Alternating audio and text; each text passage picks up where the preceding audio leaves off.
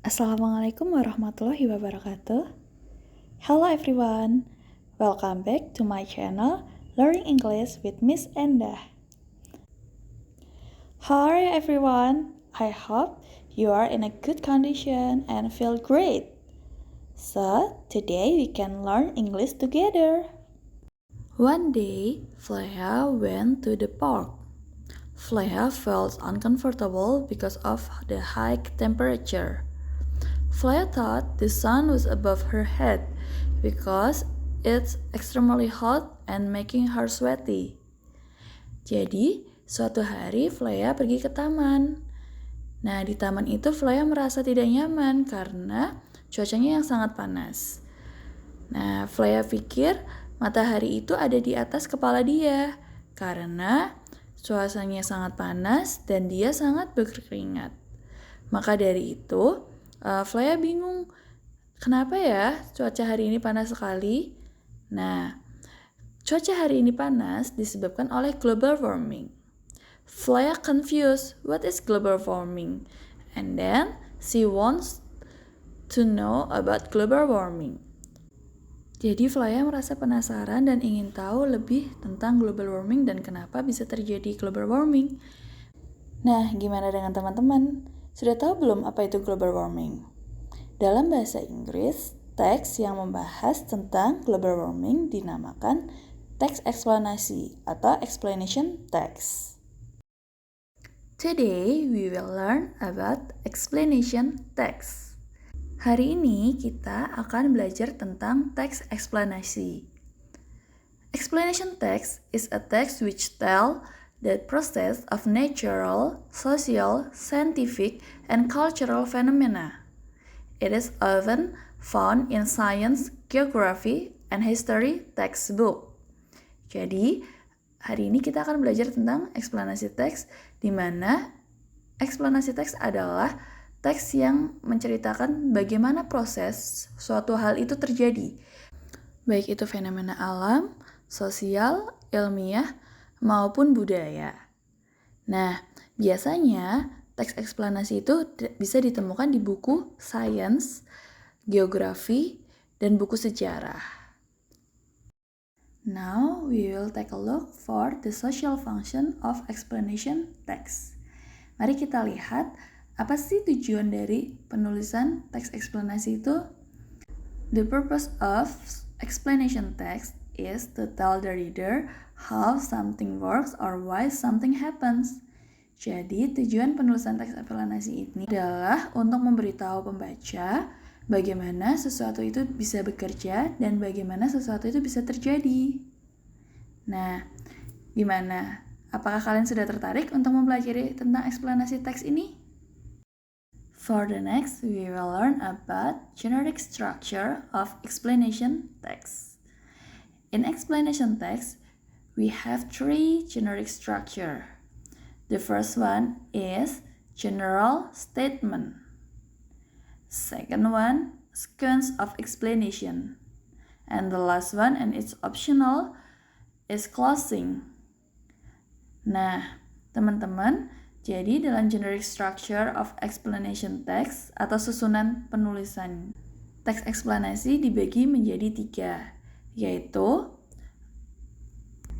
informasi umum, yang kedua penjelasan tentang hal itu atau topik yang sedang dibahas, dan yang ketiga adalah closing atau penutup.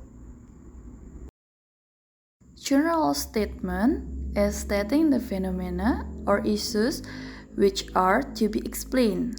Jadi di informasi umum ini atau general statement memberikan penjelasan bagaimana fenomena itu terjadi secara umum. And for the second, sequence of explanation is stating a series of steps which explain the phenomena or issues.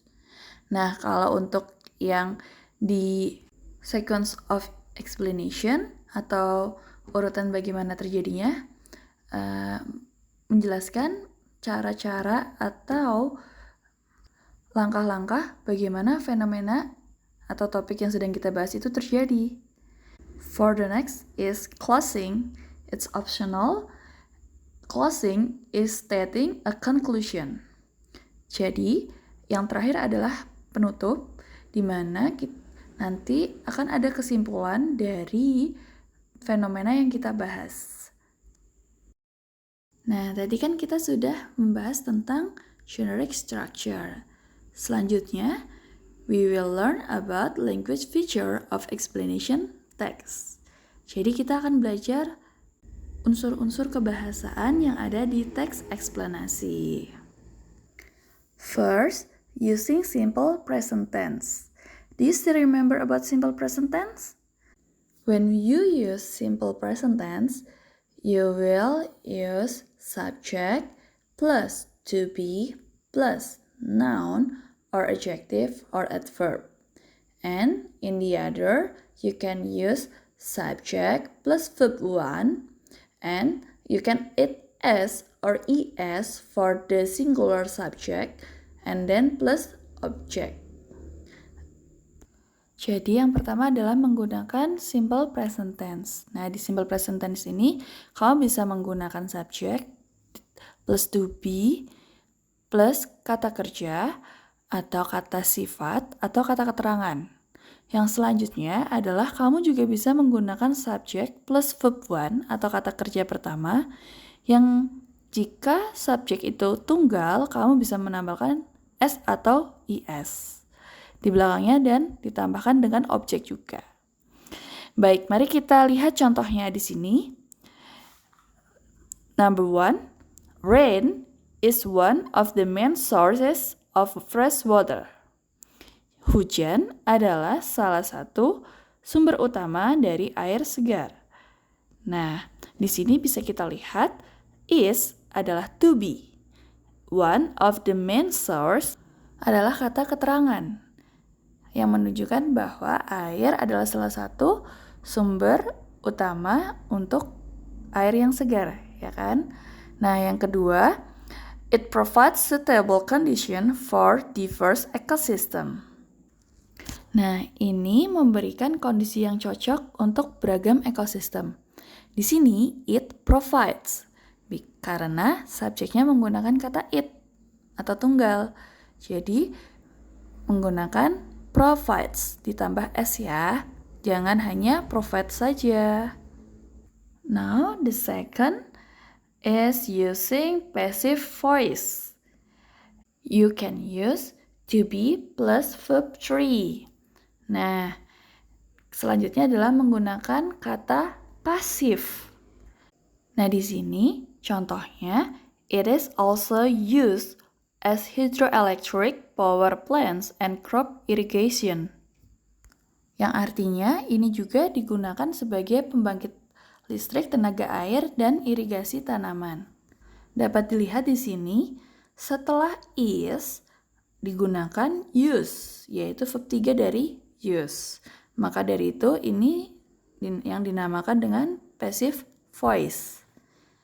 Nah, yang terakhir, using chronological connectors such as next, before, after, first, second, then, in additional, finally, and in the end.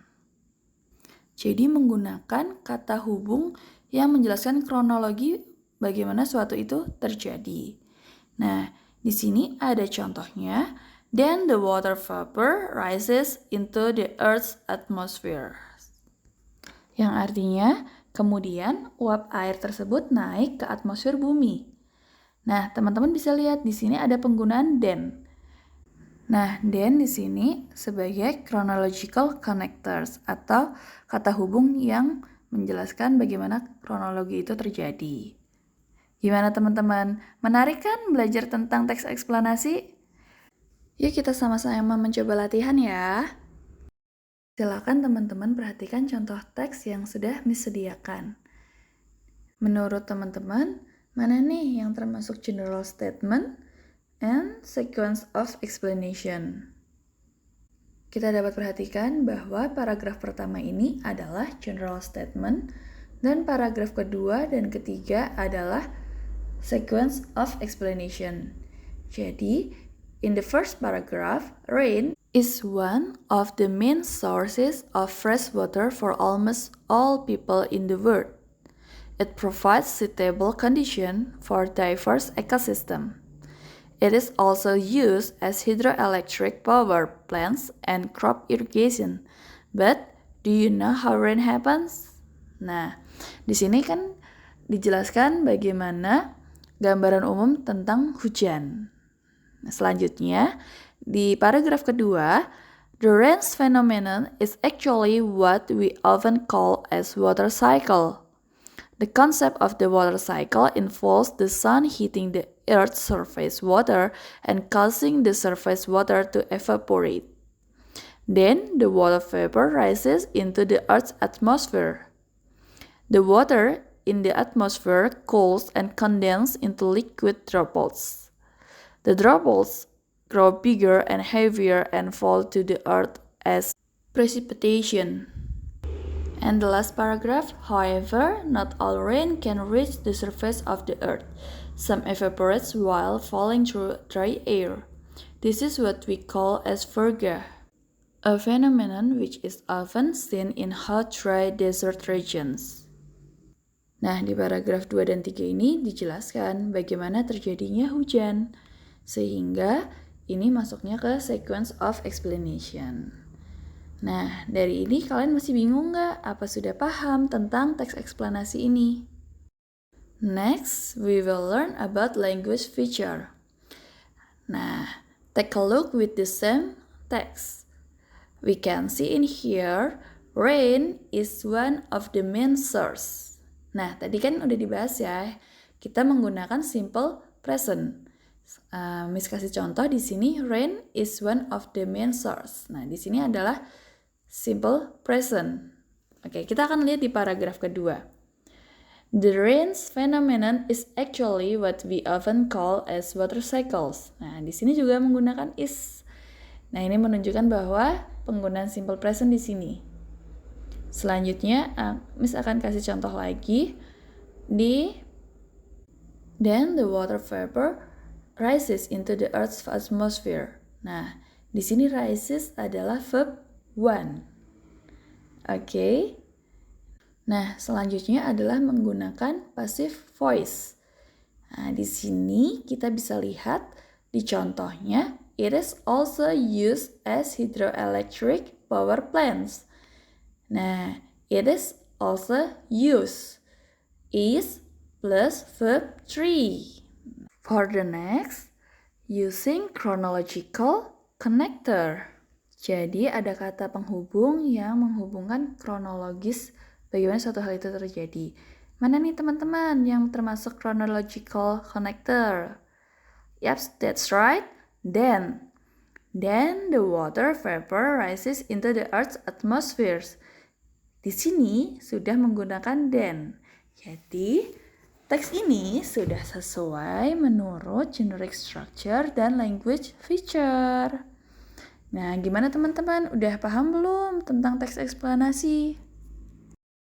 Okay, everyone, to get more understanding, please take a look the text for answering number 1 and 2.